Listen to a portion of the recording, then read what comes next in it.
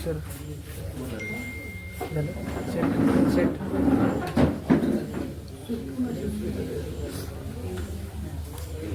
Already ready का? Mobile पहिले silent ठेवा. मोबाईल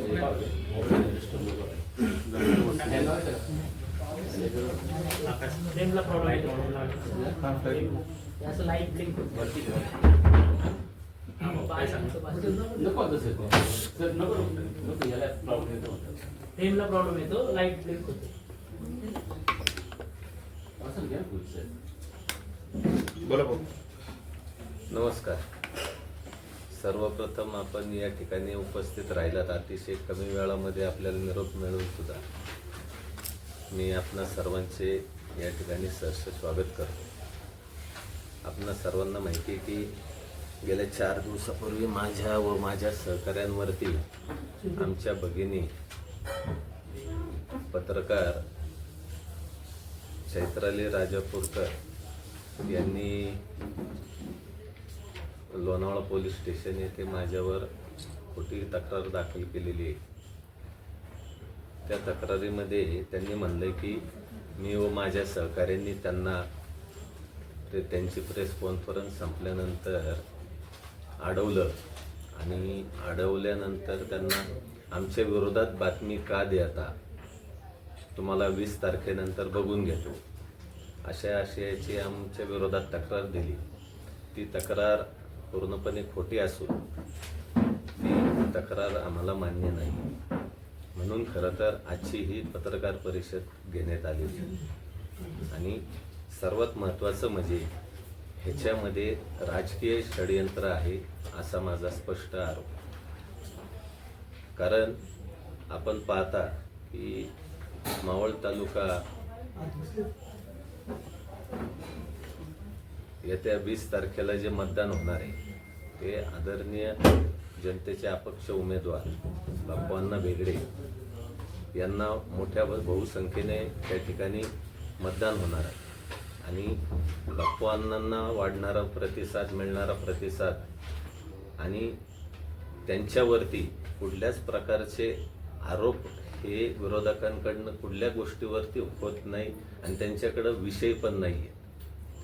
वाढती जनसंपर्क, वाढती लोकप्रियता ह्याच्यामुळं विरोधकांच्या पायाखालची वाळू सरकलेली. आमच्या विरोधात प्रचाराचा दुसरा कुठलाही मुद्दा विरोधकांकडे नाही आहे. तुम्ही जर पाहिलं असेल तर विरोधक हे पहिल्यापासनं तालुक्यामध्ये जे जे सभा झाल्या, ज्या पत्रकार परिषद झाल्या त्याच्यामध्ये मावळ तालुक्यामध्ये एकच मुद्दा घेतात, ते म्हणजे दहशतीचा, दादागिरीचा. म्हणजे मी त्यावेळेस सुद्धा म्हणलं होतं की दादागिरी, दहशत हे मुद्दे न घेता तुम्ही विकासावर चर्चा करता, विकासावर मतं मागता, परंतु तुम्हाला ही निवडणूक कुठल्या वेगळ्या दिशेला न्यायची हे त्यांच्या भाषणातून, पहिल्या भाषणातूनच दिसत होतं की लोकांमध्ये संभ्रम निर्माण करायचा आहे की समोरचा उमेदवार हा दादागिरी करणारा, दहशतवाद करणारा आहे आणि त्याचं प्रतिबिंब हे कालच्या आमच्या विरोधाच्या तक्रारीत आहे. त्यांनी आमच्या भगिनीला हाताशी धरून जी खोटी तक्रार दाखल केली त्याच्यामध्ये आमची नावं खोट्या गुन्ह्यात टाकणे, त्याचप्रमाणे महिला आयोगाला तक्रार दिली, तसेच माझं कुठलंही स्पष्टीकरण न मागता आमच्या विरोधात त्या ठिकाणी जे काही विरोधी लोकांची जी काही हे बातम्या छापून आणतात, तसेच विरोधी कार्यकर्त्यांनी त्या बातम्या व्हायरल करणं, या सगळ्या गोष्टी काय दर्शवतात की आम्हाला त्या ठिकाणी टार्गेट करायचं आणि आमच्या आडून बापू साहेबांची बदनामी करायची. आणि ह्याचा सर्वस्वी डाव हा विरोधी पार्टीचा आहे आणि विरोधी पार्टीला दुसरा राजकारणाचा मुद्दा सापडत नाहीये, म्हणून आमच्यावरती खोटे आरोप केले जातात. मी माननीय पोलीस प्रशासनाला 2 मागण्या केलेल्या आहेत की ज्या वेळेस आमच्या भगिनी चैत्रालीताई SP ऑफिसला गेल्या होत्या तक्रार द्यायला, त्याचप्रमाणे लोणावळा पोलीस स्टेशनला गेल्या होत्या तक्रार द्यायला.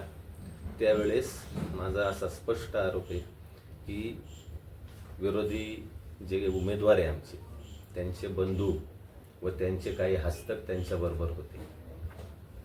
मी त्या सर्व CCTV फुटेजची मागणी केलेली आहे. मग ते SP ग्रामीण हे असत काय ग्रामीण पोलीसचं ऑफिस असत, SP ऑफिस, त्याचप्रमाणे लोणावळा पोलीस स्टेशनचं कार्यालयातील व कार्यालयाच्या बाहेरच्या CCTV फुटेजची मी मागणी केलेली आहे. मग त्याच्यात समोर येईल जनतेच्या की नेमकं ह्याच्या मागं करता करविता कोण आहे. आणि हे जनतेला लक्षात आले. मावळची जनता काही एवढी दूधखोळी नाहीये की त्यांना ह्या गोष्टी लक्षात येत नाही. दुसरा विषय म्हणजे आज राजकारण कुठल्या थराला चाललेलं आहे याची आपल्या सर्वांना त्या ठिकाणी माहिती आहे. आणि ह्यातूनच आमच्या भगिनींना काही दगाफटका होऊ नये म्हणून मी पोलीस प्रशासनाला विनंती केलेली आहे की त्या चैत्राली राजापूरकर आमच्या भगिनी, त्यांना पोलीस प्रोटेक्शन देण्यात यावं. आणि आपणा सर्वांच्या माध्यमातून सुद्धा मी ताईंना एक विनंती करतो की त्यांनी सुद्धा आपली स्वतःची काळजी घ्यावी. कारण अधिक राजकारणात याचा फायदा घेण्यासाठी विरोधक हे कुठल्याही थराला जातील आणि त्यांच्या जीवाला काही अपाय करतील अशी आमच्यासारख्याला एक भीती वाटते. आणि त्याचा आरोप आम्हाला करायला ते मोकळे होतील. मग नंतर त्यांचा ड्रामा चालू होईल. रडतील काय, रास्ता रोको करतील काय, कुठल्या गोष्टीला थराला जातील. परंतु ह्याच्यामध्ये एखाद्या आमच्या भगिनीचा बळी जाऊ नये किंवा तिला काही अपाय होऊ नये एवढीच मला एक काळजी वाटते. म्हणून या सर्व गोष्टी आपण त्या ठिकाणी आपण पाहिलं तर विरोधकांनी महिला पत्रकाराच्या आडून आमच्यावर राजकीय षडयंत्र राखले. माझी त्यांच्या विरोधात कुठली तक्रार नाहीये. त्यांना मी त्यांच्या जे काय आमच्या विरोधात हे आहे तक्रार आहे त्याला मी कायदेशीरपणे त्या ठिकाणी माझी बाजू मांडल. परंतु आज ह्याच्या मागचा मास्टर माइंड कोण आहे तर तो विरोधी जो उमेदवार आहे तो आहे. आणि त्याची जी बगलबच्चे त्यांनी हे सगळं घडवून आणलेलं आहे. पण मला एक विश्वास आहे की मावळची जनता त्यांच्या ह्या षडयंत्राला भुलणार नाही. 20 तारखेला ते निश्चितच त्यांना त्यांची जागा दाखवून देईल. एवढंच मला या ठिकाणी सांगायचं. किशोर भाऊ, तुमच्यावरती जो आरोप करण्यात आला आणि जो त्या अनुषंगाने गुन्हा दाखल झाला त्याच्यातला एक प्रमुख घटक त्यांनी असं सांगितलं की जेव्हा सचिन अहिर यांची पत्रकार परिषद झाली त्यानंतर तुमची गाठभेट झाली. एकंदरीत तुम्ही तिथे उपस्थित होता का, तुमची तिथं भेट झाली का नाही, ह्या गोष्टीबद्दल तुम्ही काय स्पष्टीकरण देऊ इच्छिता? हो, देणार. आपणा सर्वांना माहिती आहे की जनतेचे अपक्ष उमेदवार आदरणीय बापूअण्णा भेगडे यांना महाविकास आघाडीने पाठिंबा दिलेला आहे. तर त्या महाविकास आघाडीचा घटक असलेला जो पक्ष आहे शिवसेना उद्धव बाळासाहेब ठाकरे यांचा, त्याचे जे नेते आहेत आदरणीय सचिन भाऊ अहिर यांची त्या ठिकाणी शिवसेनेचा मेळावा होता लोणावळा शहरामध्ये.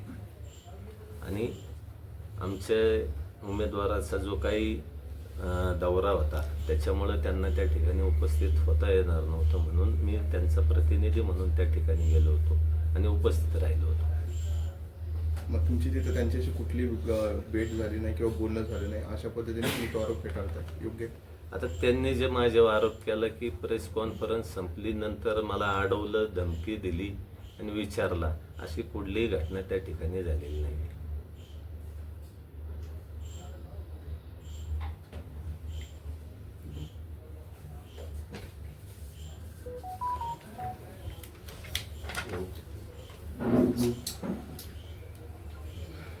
धन्यवाद.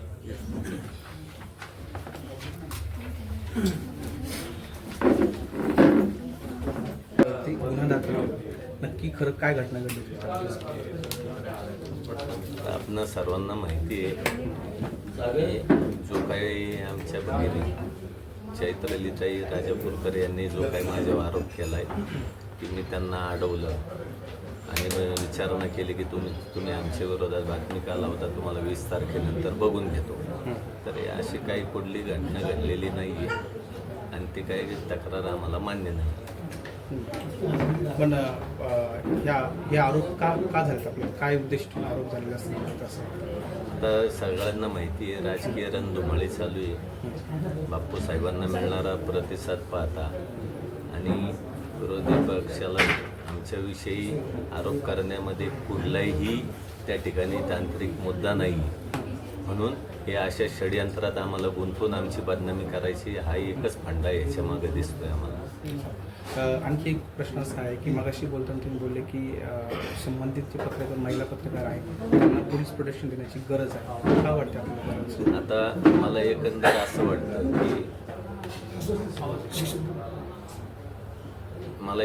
असं वाटतं की हे षडयंत्र कोणी रचले. आज त्या आमच्या भगिनीला SP ऑफिसला कोण गाडीत घेऊन गेले, SP ऑफिसमध्ये कोण गेलं होतं त्यांच्याबरोबर, हे मला खात्रीला एक माहिती आहे की ते हे जे विरोधी आमचे उमेदवार आहे त्यांचे बंधू होते व त्यांचे हस्तक होते आणि ही राजकीय फायदा घेण्याच्या दृष्टिकोनातूनच हा आरोप आमच्यावर झालेला आहे आणि त्या आमच्या महिला भगिनीचा वापर त्यामध्ये केलेला आहे. मी त्याबद्दल CCTV फुटेजची मागणी केलेली आहे की SP कार्यालय आणि लोणावळा पोलीस चौकीचे कार्यालयातले कार्यालयाबाहेरचे CCTV फुटेज तात्काळ मिळावे म्हणून. तसेच अजूनही ह्या गोष्टीचा राजकीय फायदा घेण्याच्या दृष्टिकोनातून आणि बापूसाहेब भेगड्यांना माझ्या आडून बदनाम करण्यासाठी ही विरोधक जे आहे ते कुठल्याही थराला जातील किंवा आज ते कुठलाही मुद्दा विकास म्हणून सुद्धा आज त्यांच्या हाती काहीच लागत नाही. जनताही त्यांना नाकारते, त्यांना स्पष्टपणे दिसून येते. त्यांचा पराभव त्यांच्या डोळ्यापुढं दिसून येतोय, कारण त्यांच्या रॅलीला किंवा त्यांच्या प्रचार सभांना कुठल्याही प्रकारची गर्दी होताना आपण पाहतोय. कुठल्याही प्रकारची गर्दी होत नाही, म्हणून त्यांच्या पुढं केवळ आम्हाला बदनामी करणं हा एकमेव अजेंडा उभं त्यांचा आहे आणि त्या पद्धतीने त्यांची रणनीती चालू आहे. आणि म्हणूनच मला भीती वाटते की त्या महिला माझ्या भगिनी आहेत त्यांच्यावरती कुठलाही प्रकारचा हल्ला होऊ शकतो. त्यांनी स्वतःची काळजी घ्यावी आणि पोलीस प्रशासनानेही त्यांना संरक्षण द्यावे एवढी मी विनंती पोलीस प्रशासनाला केली. पोलीस प्रशासनाला आपण अजून काय मागणी करणार की या संदर्भात की जो गुन्हा आहे तुम्ही म्हणताय की खोटे गुन्हे दाखल केले माझ्यावरती, त्या संदर्भात तुम्ही काय स्पष्टीकरण करणार पोलीस प्रशासनाला? आता पोलीस प्रशासन त्या गुन्ह्यावरती त्यांचं ते काम करतीलच. ज्या ठिकाणी सदर घटना घडली तिथले CCTV फुटेज ते काढतील. शिवाय माझ्याबरोबर शिवसेनेचे काही कार्यकर्ते त्या दिवशी होते, नेते मंडळी होते, महिला भगिनी होत्या. तसेच त्या गोष्टीमध्ये अजूनही ज्या काही घटना घडलेल्या असतील असं ते म्हणतात, ते पोलीस प्रशासन त्याच्याबद्दल माहिती घेतीलच आणि सखोल चौकशी करतील. मी सखोल चौकशीचा अर्जही पोलीस चौकीमध्ये दिलेला आहे. धन्यवाद. बरं का? नाही हां काय सांगायचं? तो पण एक त्याचं काही स्पष्टीकरण कालच्या मुद्द्यावरती हां महिलांवरती बोलायचं काय? नाही चालू नाही केलं. काल फोटो नाही ते तू बोलच काय भाऊ, काल ज्या महिला आयोगाच्या अध्यक्ष आहेत त्यांनी आपल्यावरती आरोप केलेला आहे की ह्याची मी सखोल चौकशी करणार, पण यापुढे मावळचीच नाही संपूर्ण महाराष्ट्रामध्ये अशा प्रकारची जर आक्षेपार्ह महिलांबाबत बोललं तर त्यांनी खबरदारी घ्यावी, अशा प्रकारचा इशाराही त्यांनी दिला. आता महिला आयोगाच्या अध्यक्ष रुपालीताई काय बोलल्या हे मला माहिती नाही आहे, परंतु मी सुद्धा अशीच मागणी माननीय पोलीस प्रशासनाला केलेली आहे की त्यांनी या गोष्टीची गांभीर्याने सखोल चौकशी करावी. त्या पद्धतीची माझ्याकडं इथं माझा अर्जही आहे की सखोल चौकशी करावी म्हणून. मी तशी लेखी मागणी केलेली आहे आणि त्या काय म्हणल्या हे काही मला माहिती नाही, मी काय पाहिलेलं नाही आहे, त्याच्यामुळे मी काय त्याच्यावरती उत्तर देऊ शकत नाही. पूर्ण स्पष्टीकरण झालं.